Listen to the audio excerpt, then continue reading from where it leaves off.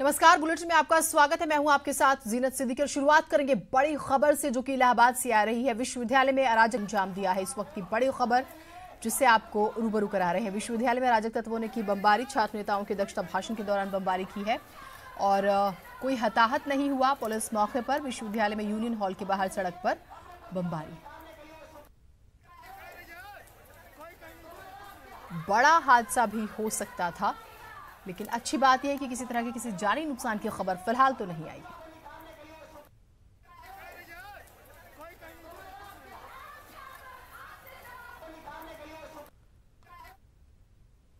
लखीमपुर खीरी जिले में home guard office के क्लर्क की मौत का मामला गरमा गया है। कमांडेंट पर प्रताड़ना का आरोप लगाते हुए परिजनों ने शव छाउच चौराहे पर रखकर जाम लगा दिया। प्रदर्शन को बसपा नेताओं ने भी समर्थन दे दिया है। बता दें कि पीलीभीत बस्ती नेशनल हाईवे भी बुरी तरह से जाम है। मंगलवार को होमगार्ड ऑफिस में तैनात क्लर्क रविंद्र गौतम ने ऑफिस में ही जहर खाकर आत्महत्या कर ली थी।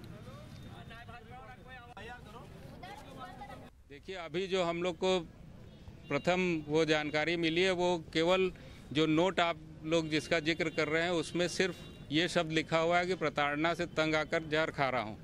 तो इसके पहले आज तक किसी तरह की कोई न तो उसने लिखित कोई प्रत्यावेदन दिया, न कोई शिकायत की है, न ही किसी और कर्मचारी ने उसके बारे में कोई चीज़ बताई है। परिवार वालों के साथ भी 2 घंटे करीब मैं रह के आया हूँ, किसी ने भी ये नहीं बताया कि किसी को उसने कोई भी इस तरह की बात बताई हो कि उसकी प्रताड़ना हो रही है या उसे किसी तरह से परेशान किया जा रहा है। बांदा में आज ट्रेन से कटकर एक युवक की मौत हो गई। मौत के बाद जीआरपी और आरपीएफ की संवेदनहीनता की वजह से युवक का शव पुल पर कई घंटों तक लटकता रहा। खबर के बाद भी किसी ने वहां तक जाने की जहमत नहीं उठाई और इस दौरान कई ट्रेनें शव के ऊपर से गुजर गईं। बड़ी बात यह है कि स्थानीय पुलिस मौके पर पहुंची और इसकी सूचना जीआरपी को दी, बावजूद इसके कोई वहां पर नहीं पहुंचा। सूचना प्राप्त हुई थी, एक कोई अज्ञात व्यक्ति है जो रेलवे ट्रैक के नदी के ऊपर निकलता है, उस पर उसकी डेड बॉडी पड़ी हुई थी। सूचना पे आए हैं हम लोग। एक मोबाइल बरामद हुआ है, उसे डिटेल प्राप्त की जाएगी, शिनाख्त होगी और उसके बाद आगे कार्रवाई। तो देखा जा रहा है कि 9:30 बज रहे हैं लगभग। यहाँ आदमी 7 बजे से गुजर रहा था। 3 से 4 घंटे बॉडी पड़ी रही। न तो कोई जीआरपी का कोई अधिकारी आया, न तो आरपीएफ का कोई दरोगा आया। पुलिस पहले आ चुकी थी। क्या कहीं ना कहीं सर ये संवेदनहीनता नहीं? अब सूचना जब प्राप्त हुई उसके बाद हम लोगों को जैसे सूचना प्राप्त हुई हम लोग तत्काल पहुँचे हैं यहाँ पर और उसके आधार पर तत्काल ही हम लोगों ने उसको बॉडी को यहाँ से भिजवाया, पोस्टमार्टम के लिए भिजवाया। आगे विधिक कार्रवाई अतिशीघ्र की जाएगी। लखनऊ के गोमती नगर में शहीद पथ पर चलती कार में आग लग गई। कार धू-धू कर जल गई। वहीं कड़ी मशक्कत के बाद आग पर काबू पाया गया।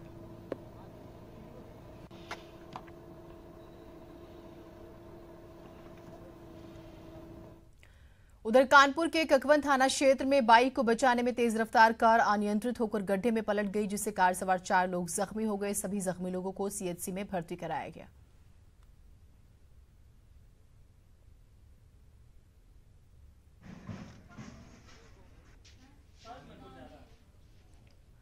उधर इलाहाबाद के ट्रांसपोर्ट नगर इलाके में एक ऑफिस में अचानक आग लग गई। देखते ही देखते आग ने विकराल रूप ले लिया। मौके पर पहुंची फायर ब्रिगेड की 2 गाड़ियों ने कड़ी मशक्कत के बाद आग पर काबू पाया। आग लगने के कारणों का अभी तक सही से पता नहीं चल सका है।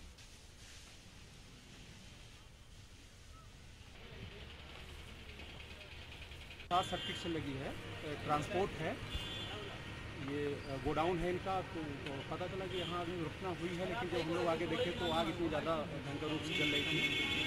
एक गाड़ी से हम लोग नियंत्रण करना चाहे लेकिन नहीं हो पाया। पुनः दूसरी गाड़ी मंगानी पड़ी, तीसरी गाड़ी मंगानी पड़ी। उसके बाद हमारे सीओ साहब द्वारा एयरफोर्स की एक गाड़ी मंगानी पड़ी सहायता। पानी की इधर कमी की वजह से थोड़ी सी दिक्कत हो रही है आग बुझाने में, और इसके अंदर इतना ज़्यादा धुआं और आग का लव है कि हम अंदर जा नहीं सकते, चूँकि और कोई रास्ता नहीं है। साइड से दीवार तोड़ के प्रयास किया जा रहा है बुझाने का। आग नियंत्रण में है। आगरा में पुलिस के सिपाही ने बीच चौराहे पर वर्दी को बदनाम कर दिया। नशे की हालत में सिपाही जमीन पर घंटों तक पड़ा रहा। बता दें आपको कि थाना एतमाउद्दौला इलाके में रामबाग चौराहे पर यह सिपाही नशे की हालत में था। स्थानीय भीड़ जमा हो गई और नशेबाज सिपाही का मजाक बनाने लगे। तस्वीरों में आप भी देख सकते हैं कि किस तरह से जमीन पर पड़ा है सिपाही और कान को खुजला रहा है। लोग ताली बजाकर सिपाही का तमाशा बना रहे हैं। थोड़ी देर के बाद पुलिस के दूसरे सिपाही पहुंच गए और उसे नशेबाज सिपाही को उठा कर ले गए, लेकिन वर्दी एक बार फिर से चौराहे पर शर्मिंदा जरूर हुई है।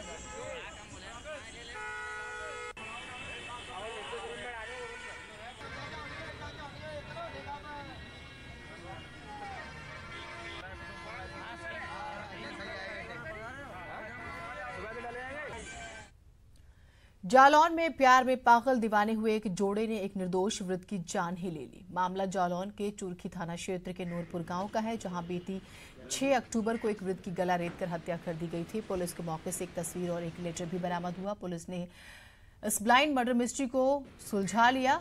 खुलासे के दौरान जो हकीकत सामने आई उसने सभी के होश उड़ा दिए। मामले में पुलिस ने रामबाबू नाम के युवक और किरण नाम की एक युवती को हिरासत में लिया है। इसका नाम रामबाबू है। पता लगा कि वो जो एक नाम देवी दयाल, जिसका वहाँ पर फोटो और चिट्ठी इसके उसमें डाली गई थी, साक्ष्य के रूप में डाली गई थी, उसकी लड़की से उसका कुछ था, अफेयर वगैरह था। उसके चक्कर में उसने उसके कहने पर उसके अनुसार ये हत्या की है और उसको पकड़ा गया तो उसने अपना जुर्म स्वीकार कर लिया। जो मृतक है वो इन दोनों से क्या रिश्ता रखता है? नहीं, मृतक का कोई संबंध इनसे नहीं है, सिर्फ इसलिए कि उसका पिता जो है वो जेल चला जाए और लड़की जो है इसके साथ जा सके या इसके साथ रह सके, इसलिए सिर्फ ये प्लानिंग। लखनऊ में बेटी पढ़ाओ रोशनी बढ़ाओ कार्यक्रम में सीएम योगी आदित्यनाथ ने कहा है कि बालिकाओं के लिए स्नातक तक की शिक्षा मुफ्त करने की योजना है। सीएम ने कहा कि 75 जिलों में रेस्क्यू वैन काम कर रही है। सीएम ने कहा कि यूपी बोर्ड के परिणामों में बालिकाएं आगे आ रही हैं।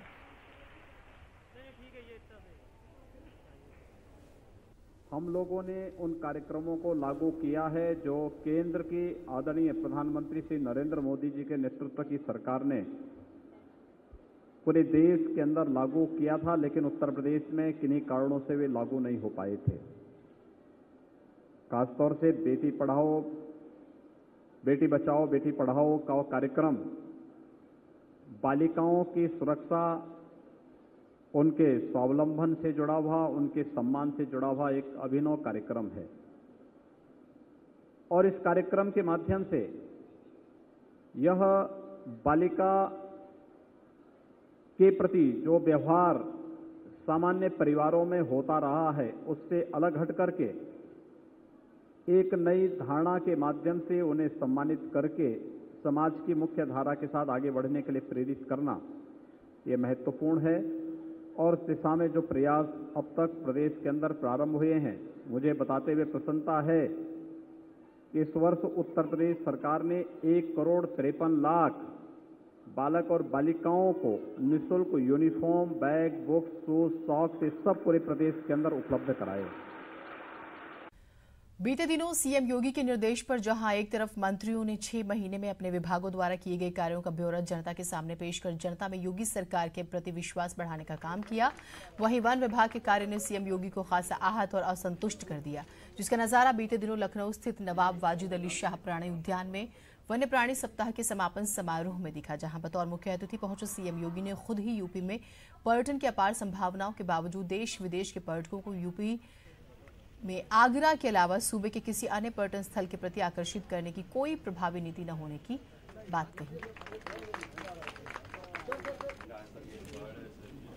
जब मैं उत्तर प्रदेश के बारे में देखता हूं कि हमारे पास तमाम प्रकार के ऐसे केंद्र हैं जिन्हें हम पर्यटन की दृष्टि से विकसित कर सकते हैं और अपार संभावनाओं के क्षेत्र को, अब तक होता क्या है, पर्यटक आता है दिल्ली में आया, आगरा में ताजमहल देख करके फिर जयपुर की तरफ डाइवर्ट होता है।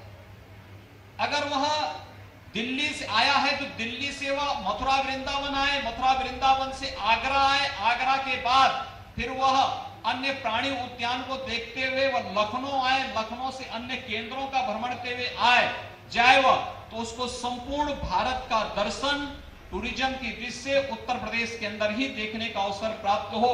वन विभाग को इसके बारे में अपनी कार्य योजना तैयार करनी चाहिए कि हम अधिक से अधिक पर्यटकों को यहाँ पर आकर्षित कर सके। सीएम योगी ने इस दौरान ये साफ कर दिया कि भले ही वन विभाग के आला अधिकारी वन मंत्री को गुमराह कर अपनी मनमानी कर रहे हों, लेकिन उन्हें वन विभाग में हो रहे हर कार्य व कारनामे की पूरी जानकारी है। ऐसे में अगर समय रहते वन विभाग के इन आला अधिकारियों ने अपनी नीति व नीयत साफ कर यूपी में मौजूद प्राकृतिक पर्यटन स्थलों के विकास व प्रचार प्रसार की अगर कोई ठोस व प्रभावी नीति न बनाई गई तो वह दिन दूर नहीं जब इन लापरवाह अधिकारियों पर गाज गिरती नजर आएगी। कैमरामैन रवि गुप्ता के साथ Rajeev Pratap Singh, ETV news, Lucknow. Deputy CM doctor Dinesh Sharma ने आज जयप्रकाश नारायण के जन्मदिन पर लोकतंत्र रक्षक सेनानी समिति के कार्यक्रम में हिस्सा लिया और आपातकाल को याद करते हुए लोकतंत्र सेनानियों की भूमिका की सराहना की। इस मौके पर आपातकाल के सेनानियों को सम्मान दिया गया, साथ ही लोकतंत्र की रक्षा का संकल्प भी लिया गया। आज जयप्रकाश नारायण जी की आज जन्म तिथि है और श्रद्धेय नानाजी देशमुख का भी आज जन्मदिन है। दो महापुरुषों के जन्म दिवस के अवसर पर ये सब एकत्रित हुए थे।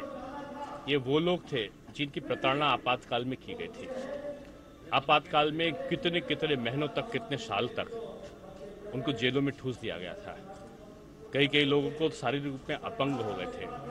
कई के परिवार के तमाम आत्मजनों की मृत्यु हो गई थी, लेकिन फर्जी मुकदमों में डाल दिए गए थे। ऐसे सारे लोकतंत्र के जो लोकतंत्र के रक्षक सेनानी का इनको दर्जा दिया गया था, ऐसे लोग आज यहाँ पर एकत्रित हुए थे। उधर कानपुर में 2 दिवसीय बीजेपी की प्रदेश कार्य समिति की बैठक की सभी तैयारियां पूरी कर ली गई है। आज शाम 5 बजे से शुरू होने वाले इस बैठक को लेकर पार्टी के कई पदाधिकारी कानपुर पहुंच चुके हैं। इस समिति में 540 प्रदेश स्तरीय पदाधिकारी शिरकत करेंगे। वहीं बीजेपी अध्यक्ष अमित शाह, सीएम योगी भी इसमें शामिल हो सकते हैं। डिप्टी सीएम दिनेश शर्मा, केशव प्रसाद मौर्य भी बैठक में शामिल होंगे। बैठक में सुनील बंसल, ओम माथुर भी मौजूद रहेंगे। साथ ही बीजेपी अध्यक्ष महेंद्र नाथ पांडे की अध्यक्षता में ये बैठक होनी है।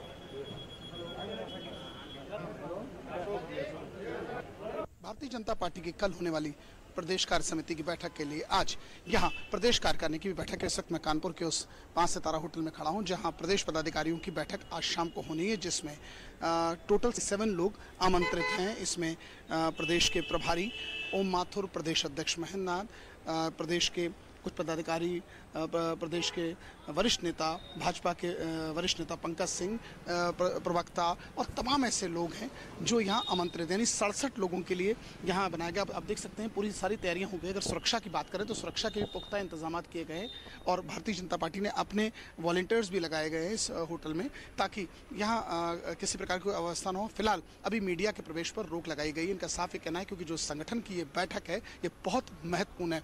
कल होने वाले प्रांतीय सम्मेलन को लेकर यहाँ ब्लूप्रिंट तैयार होगा और इसके अलावा संगठन कैसे मजबूत हो, 2019 के चुनाव पर चर्चा होगी और निकाय के चुनाव जो सर पर हैं उस पर भी चर्चा होगी। वीडियो जर्नलिस्ट आशीष पांडे के साथ अमित गंजू, ईटीवी न्यूज कानपुर।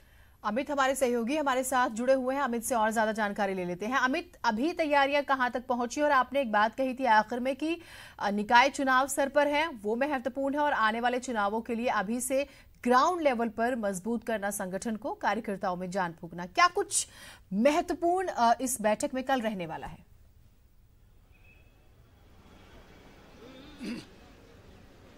देखिए, पहले तो मैं आपको बताना चाहूँगा कि 2 दिन तक जो चलने वाला कार्यक्रम था भारतीय जनता पार्टी की, उसकी आज शुरुआत हो गई और कल इनकी प्रदेश कार्य समिति की बैठक। और आज की अगर बात करें तो आज अब से आधे घंटे से लेकर 40 मिनट के बाद जो प्रदेश के पदाधिकारी हैं, जिसमें 67 लोग, इस होटल जहाँ इस वक्त मैं खड़ा हूँ, 67 लोगों की इसमें एंट्री है इस जगह। इसमें प्रदेश के 22 मंत्री और प्रदेश के पदाधिकारी, जिसमें इसकी अध्यक्षता खुद प्रदेश अध्यक्ष मौजूद हैं।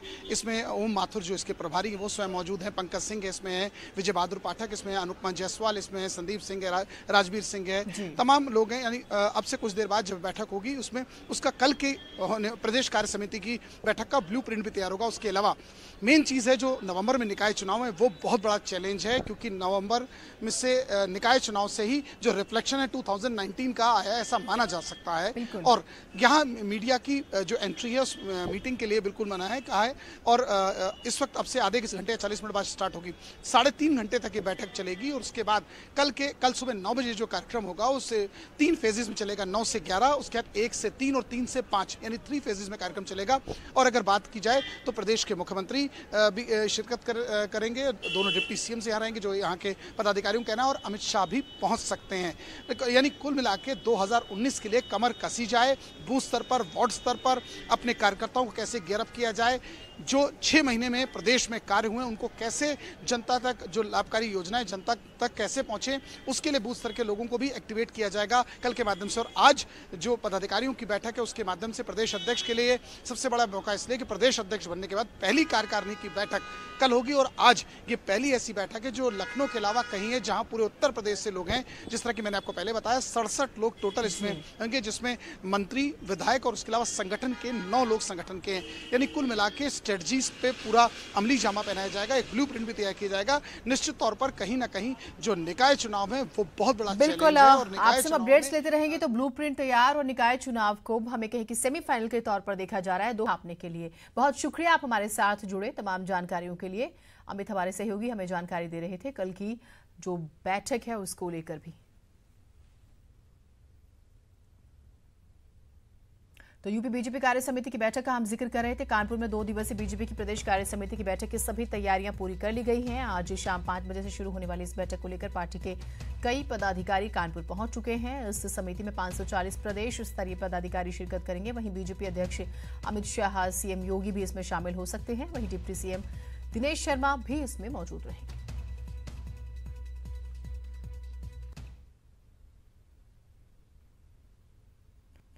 और इसी बीच बड़ी खबर बुलंदशहर से आ रही है। तेज रफ्तार महिलाओं की मौत हुई है। टेम्पो सवार दोनों महिलाओं की मौके पर हुई मौत। रोडवेज बस अनियंत्रित होकर खाई में पलटी। बस में सवार 16 लोग घायल, अस्पताल में भर्ती कराया गया। खुर्जा थाना क्षेत्र में हाईवे पर हुआ ये हादसा। सवाल ये कि क्या रफ्तार वजह थी, लेकिन 2 महिलाओं की मौत हुई है। अंदाजा लगाइए किस तरह की ये टक्कर रही होगी। बस पलट जाती है, खाई में गिरती है। 16 लोग जख्मी हुए हैं जिन्हें अस्पताल में भर्ती कराया गया है। बुलंदशहर से ये बड़ी खबर। बस में सवार 16 लोग जख्मी, अस्पताल में इन्हें भर्ती कराया गया। लेकिन 2 महिलाओं की जो है इसमें जान चली गई है। क्या रफ्तार वजह थी या फिर कोई और?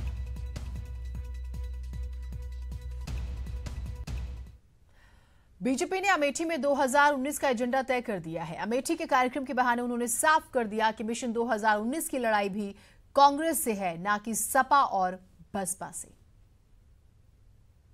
माता की भारत माता की, भारत माता की। कांग्रेस मुक्त भारत के अभियान में जुटी बीजेपी ने इस बार शंखनाद अमेठी से किया है। बीजेपी के चाणक्य और राष्ट्रीय अध्यक्ष अमित शाह पूरी रणनीति के साथ अमेठी पहुंचे और कई परियोजनाओं का लोकार्पण कर सीधे राहुल गांधी पर निशाना साधा।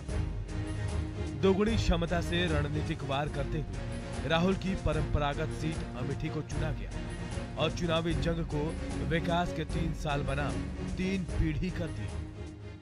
कांग्रेस के शहजादे श्री राहुल गांधी को भी पूछना चाहता हूं, 3 पीढ़ियों तक आपको अमेठी की जनता को ने वोट दिया, आप हमारे 3 साल के हिसाब मांगते हो राहुल बाबा?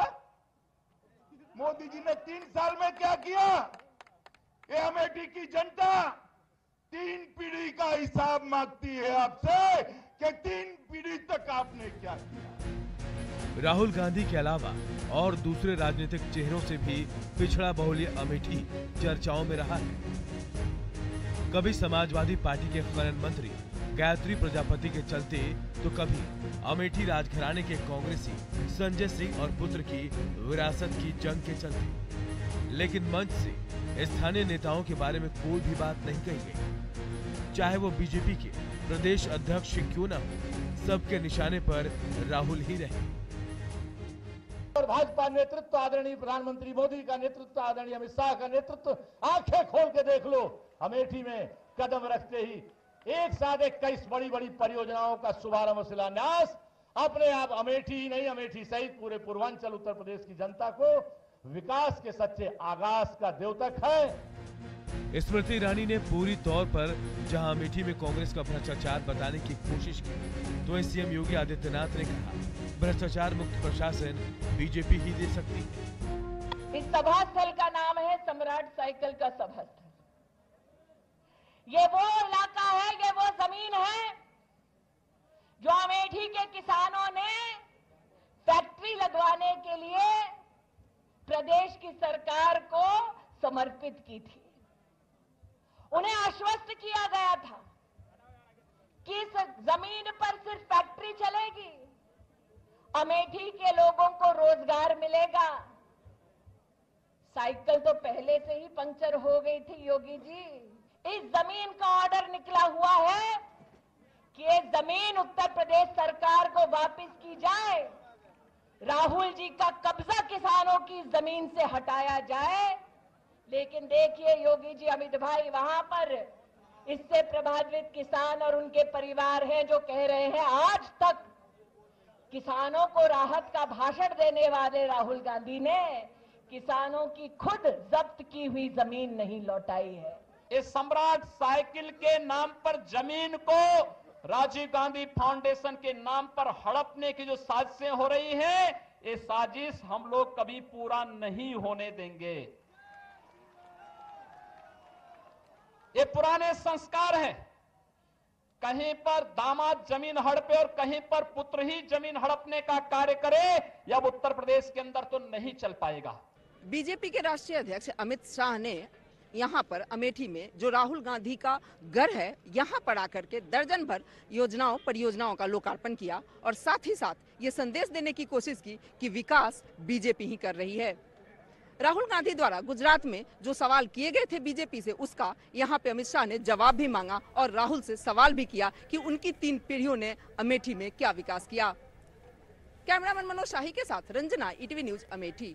बात स्वागत है आप सभी का। केंद्रीय वित्त राज्य मंत्री शिव प्रताप शुक्ला का लखनऊ जाते समय कार्यकर्ताओं ने हाईवे के मोड़ घाट पर स्वागत किया। इस दौरान विकास दर के सवाल पर मंत्री ने कहा कि विकास दर हमेशा घटती और बढ़ती रहती है, ये इकोनॉमी का सिद्धांत है। ऐसा नहीं है कि अर्थव्यवस्था पहली बार घट रही हो। अभी जीएसटी लागू हुए सिर्फ 3 महीने हुए हैं और उसके आधार पर धीरे धीरे सारे परिवर्तन हो रहे हैं। पूरा विश्व आज भारत का आर्थिक आधार पर लोहा मान रहा है। वहीं राम मंदिर पर मंत्री ने कहा कि मंदिर जब न्यायालय कहेगा या आपस में जब कोई फैसला हो जाएगा तब बनेगा। सरकार मंदिर नहीं बनाती, हम लोग राम नाम के आधार पर कभी चुनाव नहीं लड़ते हैं, लेकिन राम हमेशा हमारे साथ ही रहे। दर हमेशा घटती और बढ़ती रहती है, ये इकोनॉमी का सिद्धांत है। ऐसा नहीं है कि नहीं है कि पहली बार कोई घट रही है। इसके पहले और अभी जीएसटी लागू हुई है, 3 महीने केवल हुआ है और उसके आधार पर धीरे धीरे सारे परिवर्तन हो रहे हैं। पूरा विश्व आज भारत का लोहा मान रहा है और आपको लग रहा है विकास दर घट रही है। भारत का पूरा विश्व आर्थिक आधार पर भी लोहा मान रहा है। आप भी मानो। मंदिर तो जब न्यायालय कहेगा या जब कोई फैसला आपस में हो जाएगा तो होगा। सरकार थोड़ा मंदिर बनाती है। देश में फर्जी संतों पर रोक लगाने के लिए फर्जी बाबाओं की सूची जारी करने के बाद अखिल भारतीय अखाड़ा परिषद ने सभी 13 अखाड़ों को अपने संतों के लिए परिचय पत्र जारी करने का आदेश दिया है।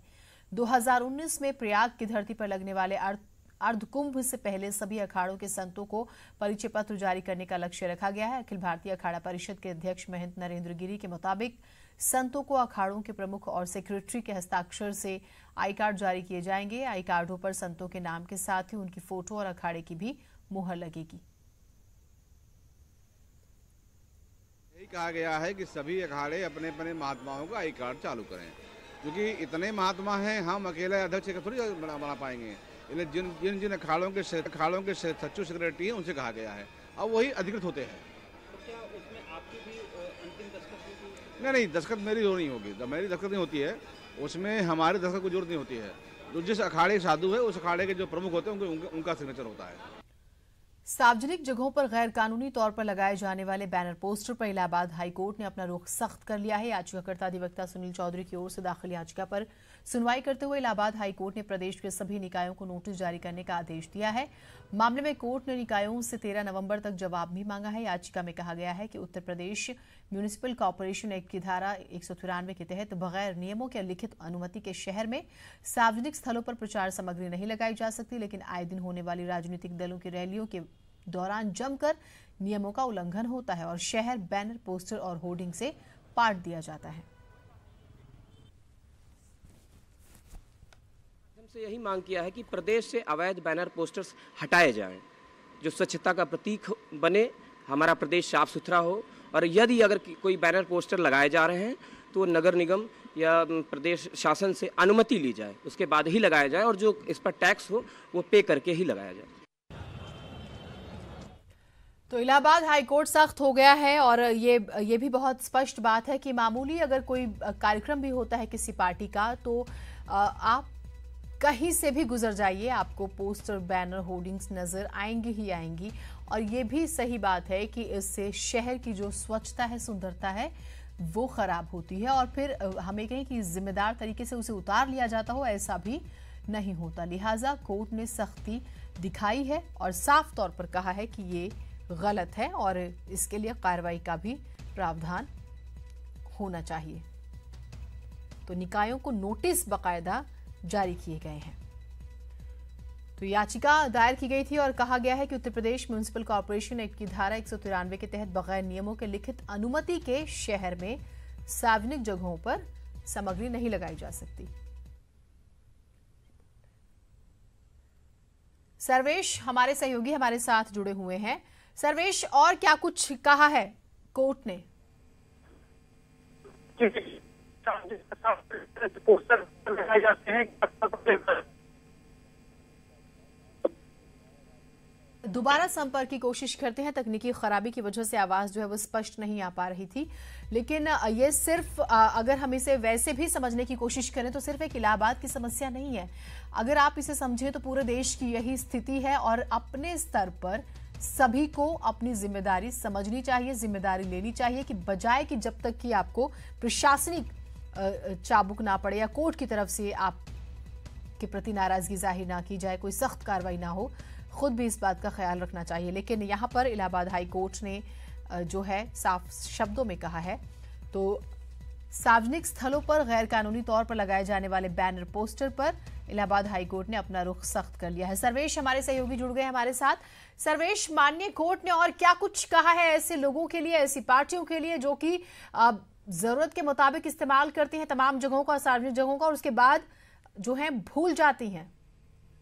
तो निश्चित तौर पर ये काफी गंभीर मामला है और कोर्ट ने इसको गंभीर लिया है। इस मामले में याचिकाकर्ता अधिवक्ता सुनील चौधरी ने एक याचिका दाखिल की है और उन्होंने खासतौर पर आरोप लगाया है कि बगैर अनुमति के निकायों के गैर कानूनी रूप से पोस्टर बैनर लगा दिए जाते हैं, जिससे शहर का जो माहौल है वो खराब होता है, प्रदूषण भी होता है इससे, और स्वच्छता जो मुहिम चलाई जा रही है उसको भी इससे झटका लगता है। तो इसलिए नियम के मुताबिक ही पोस्टर बैनर लगाए जाए और निकायों से अनुमति के बाद जो इसका निर्धारित शुल्क है वो भी जमा किया जाना चाहिए, उसके बाद ही लगाए जाना चाहिए।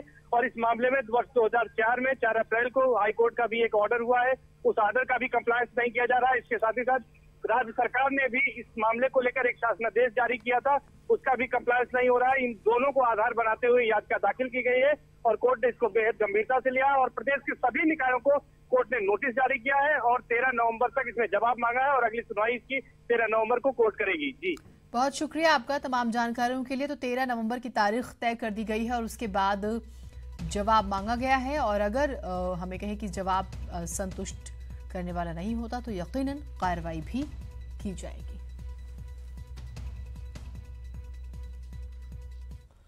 भारत की आपदा फोर्स ने आज 6 देशों के साथ मिलकर बाढ़, त्रासदी और बिल्डिंग कोलैप्स पर ज्वाइंट अभ्यास किया। भारत ने नेपाल, बांग्लादेश, भूटान, म्यांमार, थाईलैंड और श्रीलंका के साथ मिलकर अभ्यास किया। टीम ने कार और बिल्डिंग को काटकर लाइव डेमोन्स्ट्रेशन किया। इसके बाद से मॉक ड्रिल के जरिए फंसे हुए लोगों को बाहर निकाला गया। इसके अलावा डॉग स्क्वाड टीम ने भी अपनी ट्रेनिंग लिए हुए कुत्तों की मदद से करतब दिखाए। तो यहां पर भी किसी तरह की कोई आपदा अगर आ जाती है तो उससे कैसे निपटा जाए, इस चीज की पूरी तैयारी हुई। मॉक ड्रिल हुए और डेमोन्स्ट्रेशन किया गया प्रॉपर। और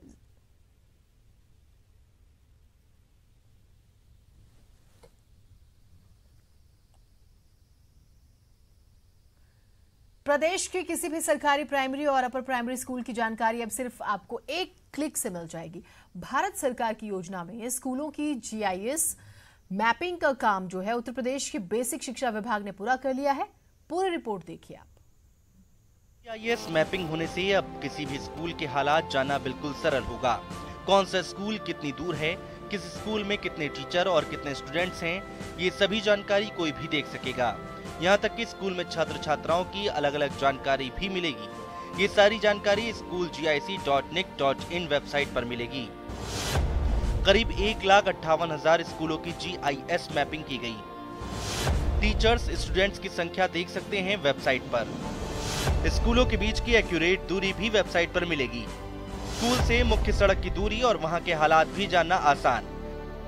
पानी, क्लासरूम, लाइब्रेरी समेत सभी जानकारियां वेबसाइट पर मिलेंगी। इन विद्यालयों में उनके लैटिट्यूड लॉन्गिट्यूड के साथ साथ वहां पर क्या क्या अवस्थापना सुविधाएं हैं, वहां के प्रधान अध्यापक कौन हैं और अन्य उनको कितना ग्रांट और अनुदान आदि मिलता है, सबकी सूचना उसमें डाल रखी है। शिक्षा विभाग के अनुसार इसका बड़ा फायदा स्कूलों के लिए बनाई जाने वाली योजनाओं में भी मिलेगा।